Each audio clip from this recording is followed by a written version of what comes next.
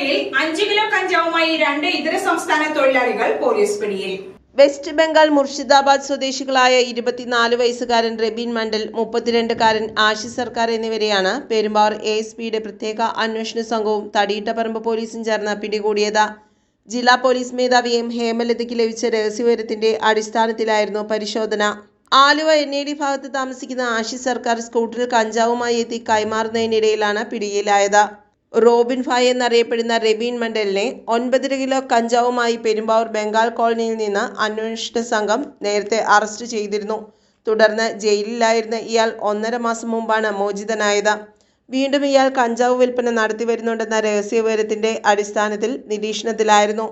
Perumbavoor ASP Shakti Singh Arya, inspector PJ Kuriakose, SI Ajimon, ASI PA Abdul Manaf, senior CPOമാരായ Manoj, Varghese T. Venat, TA Afsal, Benny Isaac, Muhammad Naufal, PA Fasal, Ajmal എന്നിവരാണ് അന്വേഷണ സംഘത്തിലുണ്ടായിരുന്നത്.